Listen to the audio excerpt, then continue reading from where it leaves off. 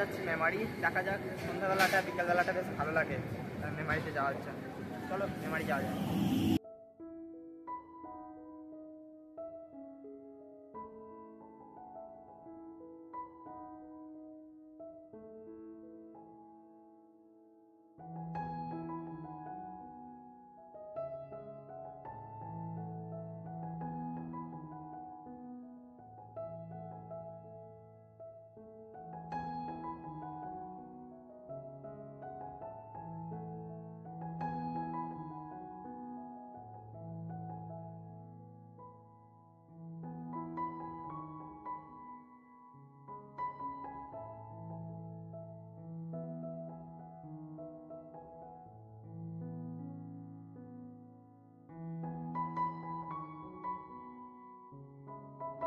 মেমারিতে এই জায়গাটাতে ফুচকা করে, বাট আমার মোমো করে, আমি কখনো খাইনি, তো কখনো যদি সুযোগ হয় আমি খাবো।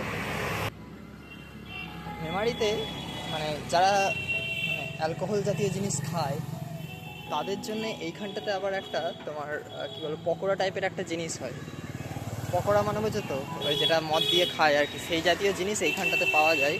মানে এই যে যেখানটাতে ছেলেগুলো ছাতা টাঙিয়ে বসে আছে দেখতে পাচ্ছ, হ্যাঁ সেইখানটাতে আর কি। এখানটাতে তোমার 20 টাকাতে 4টে না 5টা মতন দেয়, বেশ খুব সুন্দর সুন্দর টেস্ট হয় কিন্তু, তো যার জন্য আমি তোমাদের এই জায়গাটা দেখালাম। আদারওয়াইজ সব ঠিক আছে। এই মেমারির রাস্তাটাও কিন্তু খুব ভালো।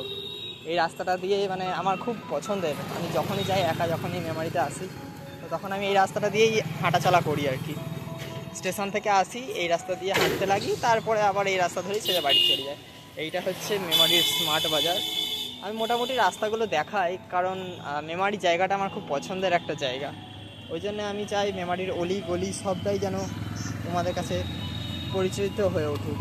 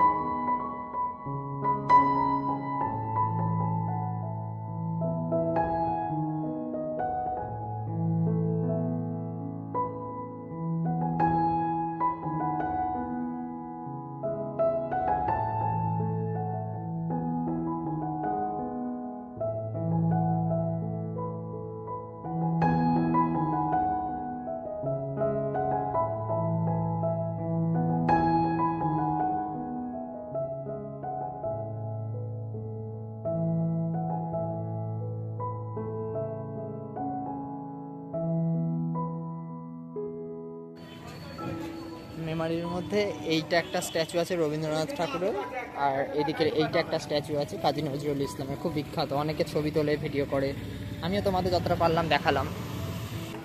মেমারিতে এসে যদি কোনো জায়গাটা খারাপ লেগে থাকে তো সেটা হচ্ছে এই জায়গাটা, মাছের বাজার।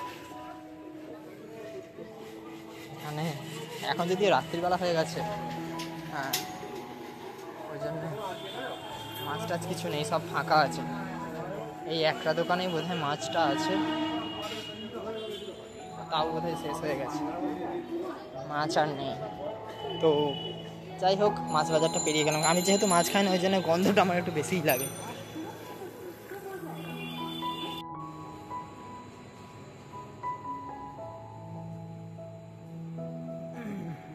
5 মিনিট অপেক্ষা করার পর স্টেশনে এসে দেখি ট্রেন ঢুকে গেছে, বেশিক্ষণ অপেক্ষা করতে হয়নি। এই ট্রেনটা হচ্ছে বর্ধমান ব্যান্ডেল লোকাল, এটা টাইম 9:22, ট্রেন মেমারিতে ঢুকছে 9:35।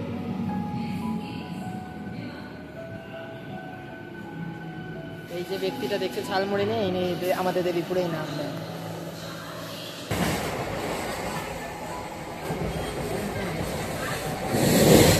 পেয়ে গেলাম এই মাত্র,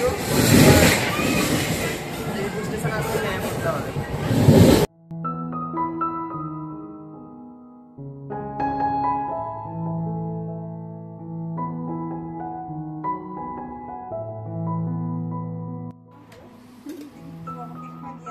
আজকের ডিনার চিকেন ভর্তা সাথে রুটি।